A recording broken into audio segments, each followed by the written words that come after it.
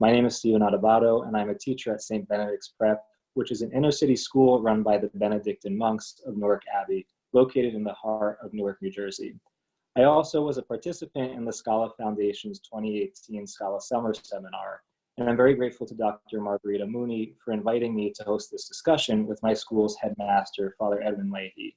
So before I ask you to introduce yourself, Father Ed, I thought I should add that, as many viewers already know, the Scala Foundation has developed strong relationships with several Benedictine monastic communities, including Ambleford Abbey in England and Portsmouth Abbey in Rhode Island, where past summer seminars have been held.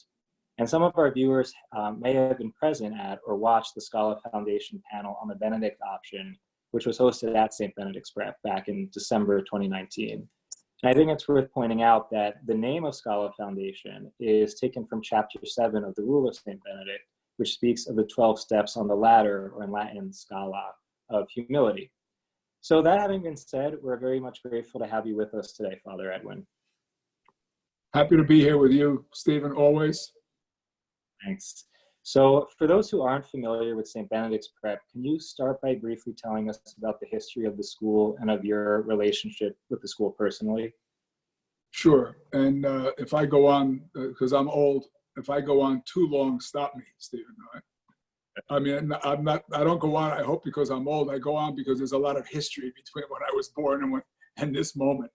So the school was started in 1868 by monks who were sent to Newark, New Jersey in the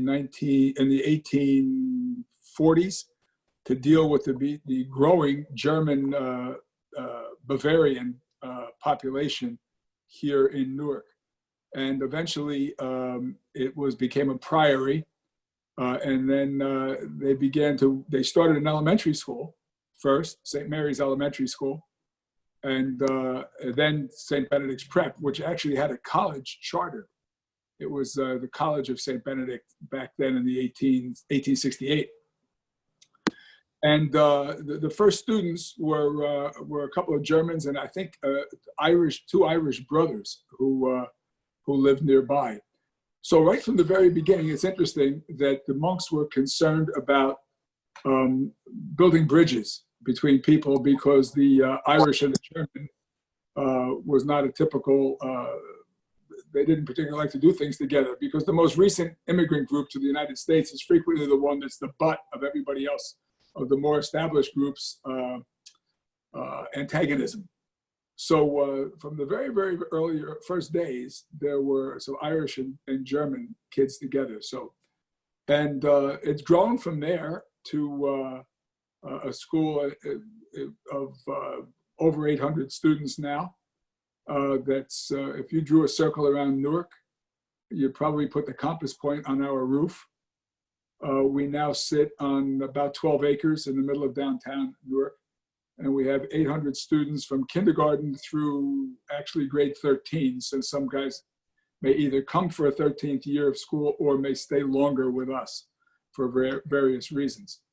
The in-between that 1868 and this moment, there were all kinds of transitions. The school followed the changes of the city ethnically.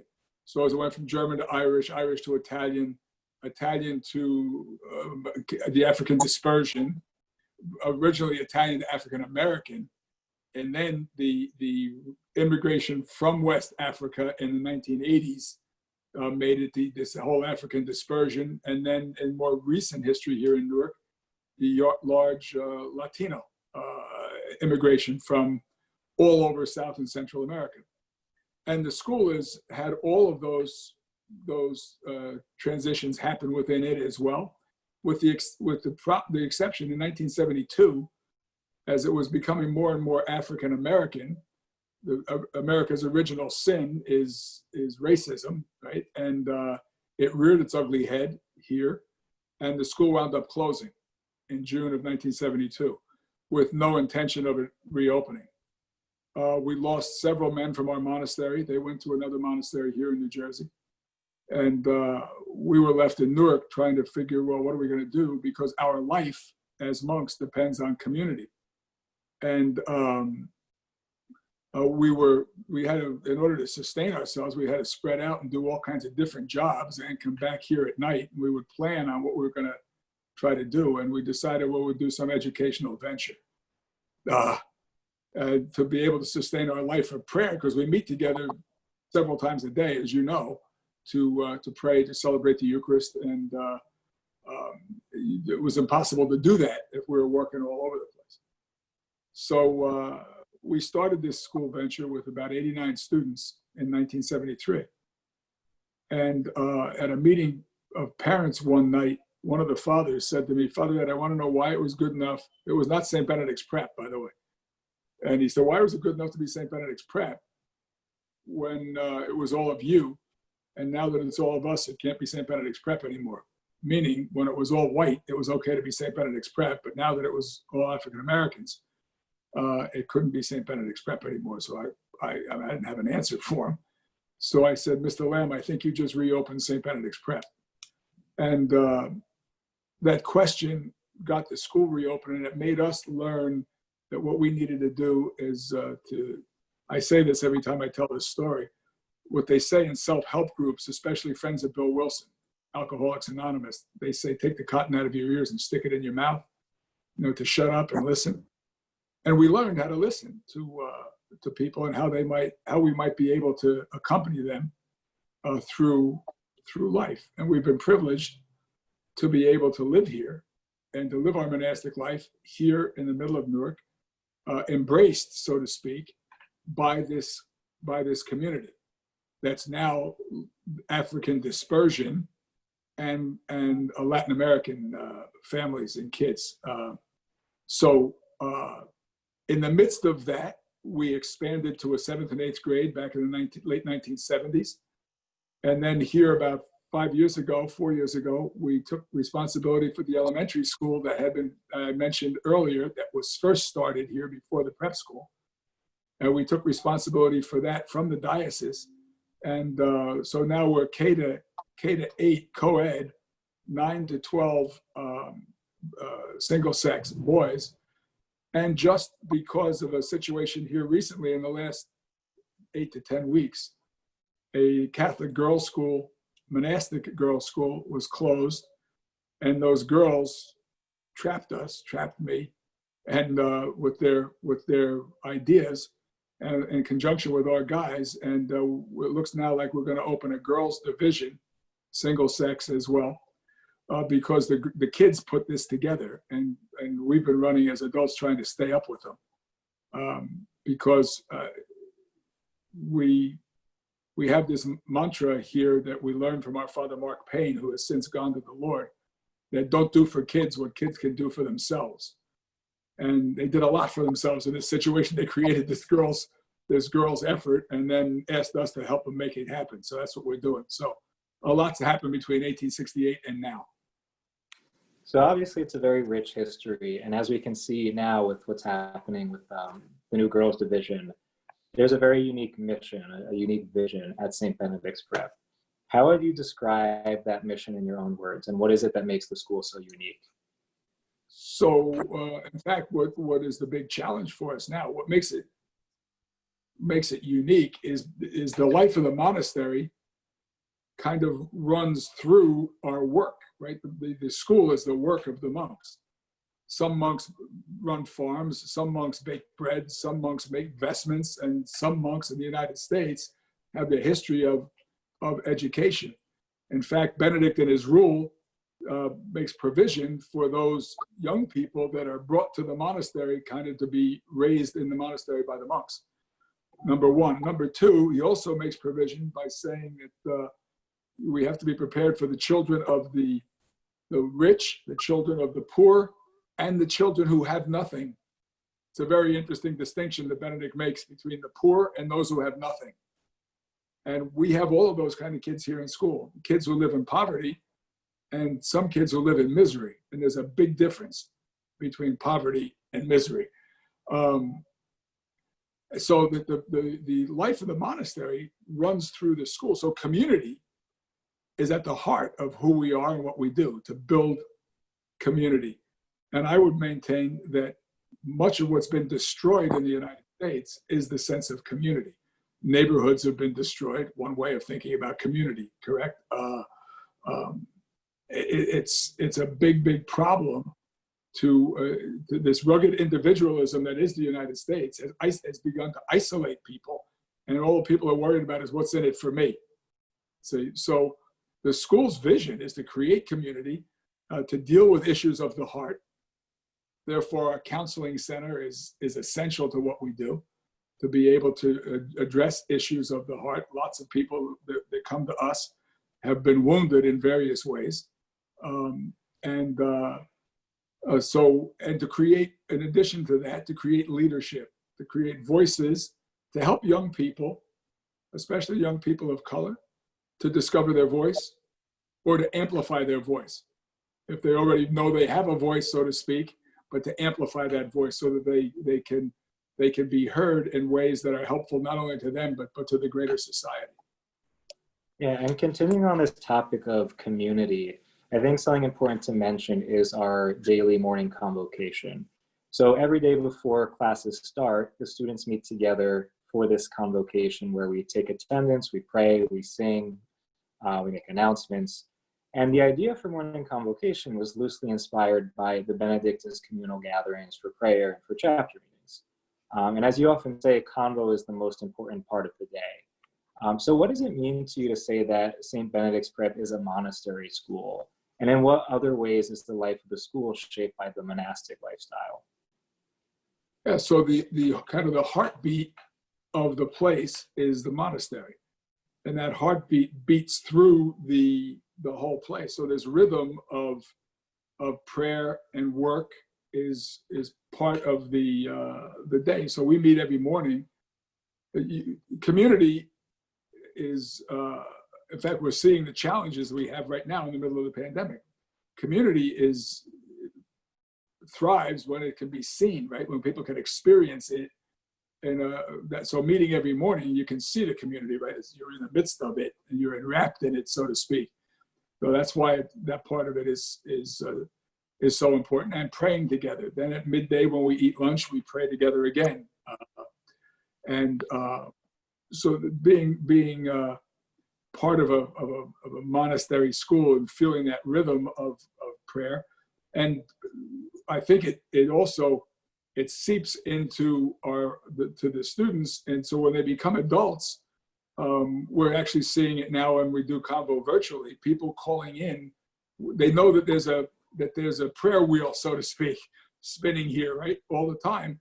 So they call in to ask for support in prayer, for either for themselves or for others for whom they're concerned. So I think it expands, it goes out from here, but the heart of it and the heartbeat of it, it comes from the rhythm of the monastic life that beats through the whole place. Mm-hmm. So I want to quickly go back to something you said. The late Father Mark Payne, who played a crucial role in developing the structure and vision for the school when it reopened in the 70s. He's quoted for saying that teachers or adults should never do for kids what they can do for themselves. And oftentimes people from outside the school are taken aback by such a risky idea. So what can you say about the benefits of encouraging students to take risks and learn from experience as opposed to micromanaging everything that they do? Yeah, well, I mean, the biggest risk, I think, for any of us is to, especially at this time of year, you're interviewing me now, I'm sure it'll be put up on social media and stuff, and people could be looking at it on the 4th of July, but we're in the midst of the Easter season, right? Moving towards Pentecost. And the biggest risk that any of us take is to let go of control ourselves and to place ourselves in the power of the Holy Spirit, because you have no idea what the hell will happen. But this place is proof of that. I mean, that things happen here that we didn't plan. We couldn't have possibly planned it. I mean, you get a prompting to try something and say, I hope you're right, Lord, and you have to risk. Well, a lot of people are averse to risk, right? They want to control everything, and depending on what's happened in their life, If they've been wounded in any way, they're sometimes even more inclined to try to control everything. So it's hard to get people to open their hands and let go. See, and that's one of the things that that we work with kids a lot on, even to the point when you're hurt.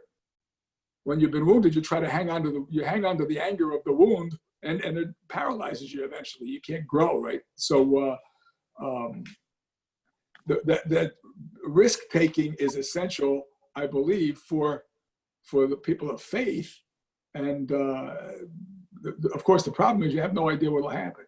You don't know the Spirit moves where the Spirit wants to move, when the Spirit wants to, and you just have to be able to trust enough to go with it, right? Abraham was called to come to a place that I will show you. Didn't, and he started to walk in faith. That's what we do. So helping the kids to see that and to take chances, is what we do. Now it's hard when you're a teenager, but remember, you have to teach like your grandmother, right? Who said, your grandmother used to say the same thing over and over and over until you could predict exactly what she would say when. Well, and when you're teaching with elementary school, middle school, high school students, you have to teach like a grandmother over and over, because you're not teaching for now, you're teaching for later. That the kids, as they get older, they can pull something out and say, now I know what they were talking about. Does that make sense? That's what Yeah, and going a little bit deeper into this question of taking risks and learning from experience, I think something that's difficult for a lot of educators is to find the right way to integrate or balance using their authority with allowing students the freedom to learn from experience. And if you look at the rule of Benedict, authority is never something self-referential. It's never about affirming, the person in power. Instead, it's always exercised for the sake of pointing the other monks, or in this case, the students, toward a greater tradition that they all participate in and are seeking to live out together. So how would you describe the relationship between tradition, authority, and allowing students the freedom to learn from experience? Sure. Yeah. I mean, the teacher authority, is really you're responsible, so to speak, right? You're responsible for sharing what you know and allowing a student to develop it, grow with it, ask questions about it, and it may take it could take ages. In fact, lots of teachers may never see the benefit of their work, but because by the time it really takes root in a person, it could be years later. So to not insert yourself so much into the process that it becomes about you, but rather it becomes about this relationship. One of my favorite movies, every once in a while I make the kids watch it, is the original Karate Kid, right? Because Daniel is doing things and he has no idea what he's doing and he thinks it's stupid, right? Until this moment of enlightenment happens, this glimpse, so to speak, of something greater. And I think that's what we, as teachers, that's what you work for. You work for these glimpses that the kids can get of something greater. And that takes, number one, it takes relationship, right? Because the learner has to trust the master, so to speak, the teacher. So the teacher has to build a relationship of trust and not one of imposing their will on the student. And that's risky because so many teachers, biggest problem for any teacher is to let go of control.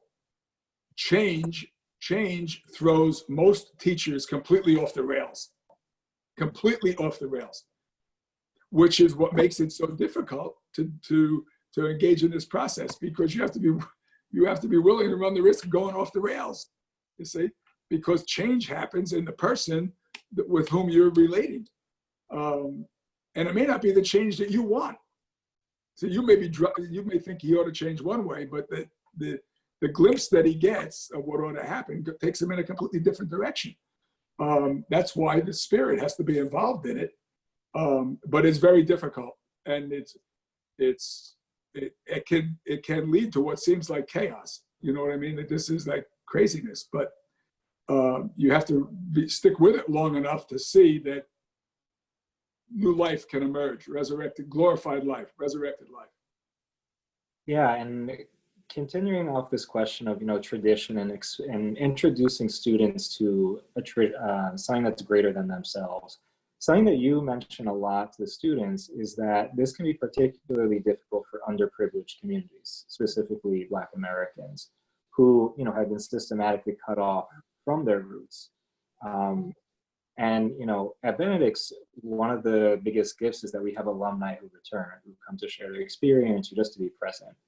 What do you think it means to students to be able to see alumni coming back, creating that sense of legacy? Yeah, that's a great question, Stephen. I'm not sure I would have thought of this myself, but Dr. John Johnson, who graduated in the early 90s, is one of our guys who was a fencer here for us and is a professor at a university and in American history, and he's focused a lot on African American history. And he taught me that several years back here, that the biggest problem that we have in urban America in our schools has to do with legacy, because there's a story in every school building in every city in this country, right? In every school building in the country, there's a story in every family. It used to get passed on from one group to the other. But when African Americans got in schools, it was as if they weren't worthy of the legacy that had existed in the building, because nobody transmitted it to them.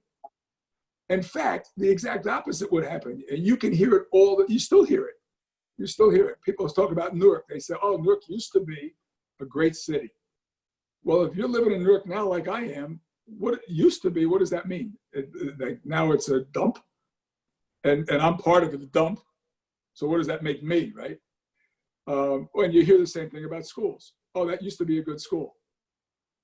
Well, if you're the students in the school now, I guess that's saying to you, I guess we're not supposed to be that much. So this sense of connectedness the connection never got made in recent times in urban schools. What we have, and we didn't plan it, this is the Holy Spirit, this is the point of the whole thing here, is that the guys who graduated when we first started back in the 30s and 40s, when we reopened this in 1973, they connected with it immediately. So you had kids from the city who now had a connection with guys who went 10, 20, 30 years before them. And that has continued, because we have kids who come into school and say, Father Ed so-and-so told me to say hello to you. He graduated in 57. So when Benedict's guys see other Benedict's guys, they go up to him right away. What year were you? So we have a great interview here. In fact, Ed Bean graduated in 1939, and he's in an interview, I think it was with Olivier or somebody who graduated last year. And the similarities were unbelievable, that lasted for generations. So legacy is enormous, and most schools don't have it in the city. And we have it because whatever one of us represents all of us. And all of us is a huge group of people all around the world now, right? So it's important to realize that I belong to a line of people that have walked these hallways and gone through the same thing that more or less that I'm going through, and have benefited from it in one way or another. Yeah, and I had an interesting experience of seeing how powerful this legacy is. As we were recording this, we're in the middle of being quarantined now, about 2 months into it. And some of our students created this program where we decided to reach out to some of our elderly alumni. Yep. So these are students like juniors and seniors calling Benedict's alumni who graduated in the 40s and the 50s, well into their 80s and 90s. And it's amazing to me to see that, people from such different ethnic backgrounds, from totally different generations, were able to forge this connection based on their common experience as Benedict students. You know, it's kind of an amazing thing to see. Yeah, it's overwhelming. Yeah, it really is.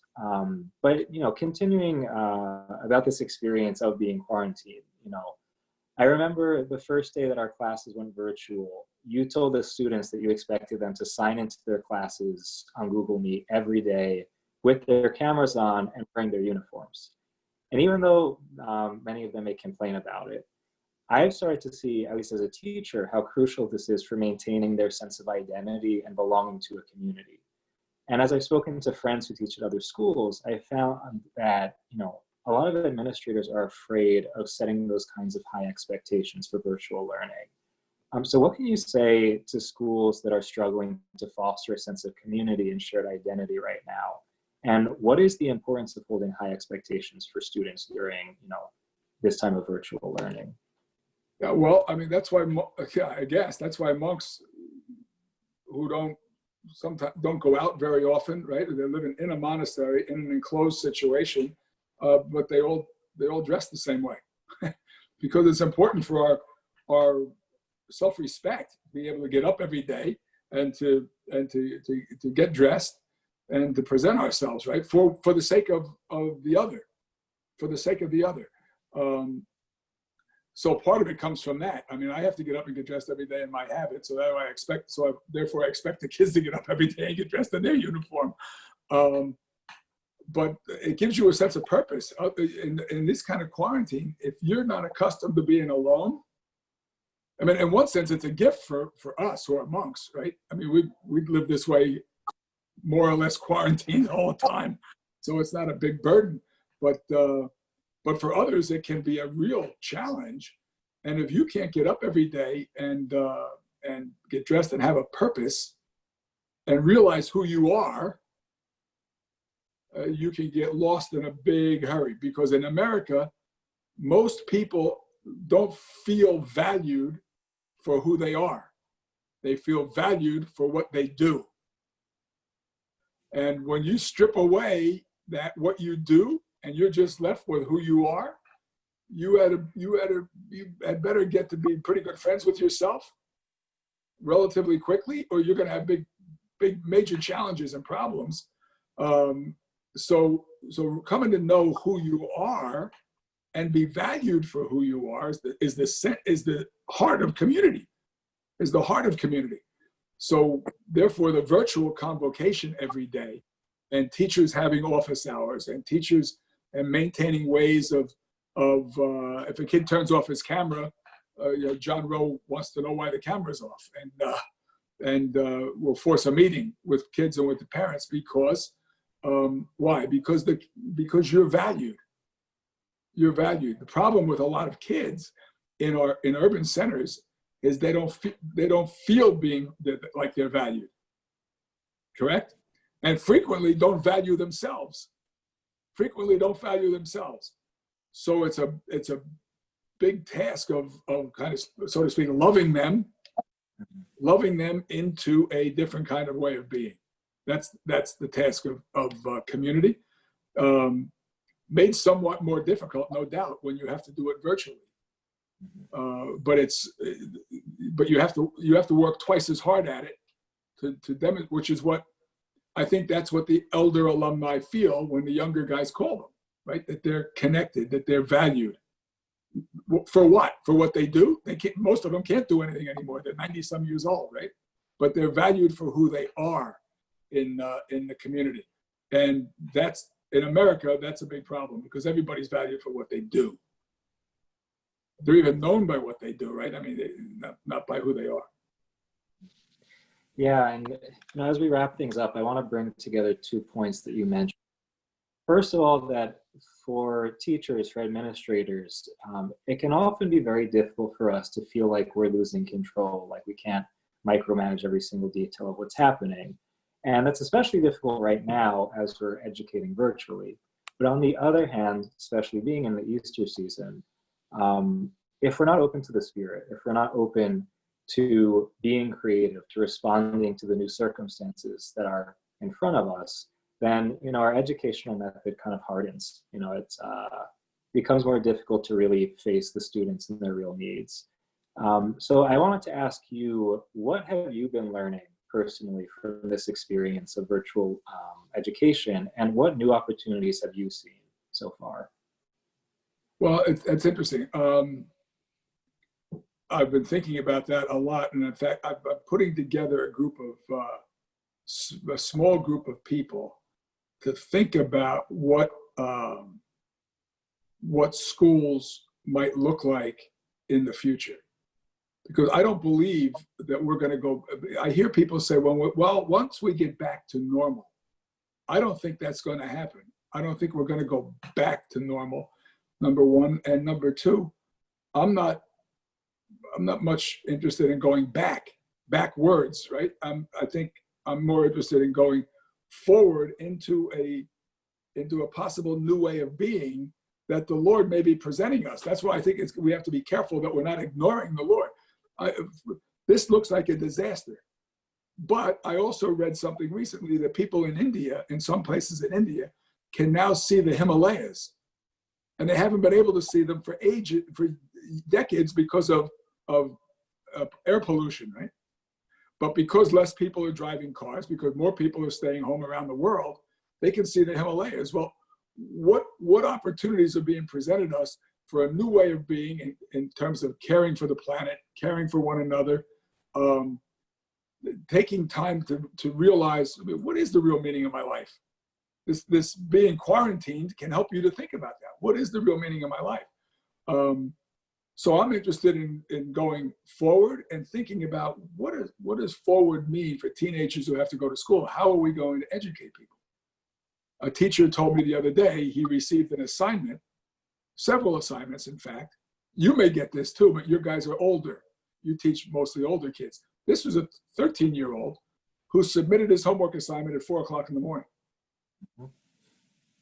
Right, so he had another student that submitted it at 3 o'clock in the morning. So what does education look like if you begin to think about it in terms of 12 months a year and 24 hours a day, instead of the way we think about it in 8 or 9 months a year, only from 8 o'clock in the morning until 3 o'clock in the afternoon? How does it, what possibilities exist out there? So this sounds a little bit crazy from a monk, I'm sure, but I've talked to 3 men who are Navy SEALs who think asymmetrically. And I'm going to get a committee going with them to think about what ways can education happen. I mean, what if you had a teacher that liked to stay up half the night, for Pete's sake, and not, you know what I mean? Was a night owl. There's night owls. There's people better in the morning. What does that mean for how you can be responsible to share knowledge and ways of being with a student, right? So I don't know, but for me, it's the exciting part of this whole thing. I don't find it overwhelming. I find it, other than the fact that I don't want to catch the virus. I mean, but the new possibilities that it may open up for us in terms of ways of being could be very beneficial. It's not all a disaster, I don't think. So I'm not interested in going backwards. I want to go forward. Well, with that, Father Ed, I want to thank you for taking the time in your busy schedule for speaking with us. And I also want to thank all the monks at Newark Abbey, as well as Dr. Mooney and the Scala Foundation for making this opportunity possible. And as someone who really believes in Scala's mission to create spaces for dialogue about integrating community, faith, and liberal arts education, I'm happy to be able to bring voices from secondary education into this conversation. And I encourage those of you watching to share this with others in secondary ed or who are interested in creating integral educational experiences for high school students. And if you're interested in learning more about St. Benedict's Prep, we'll leave some info in the description below. So thank you again, Father Edwin, and I hope to see you all again soon. Thanks, Stephen. Keep your courage up.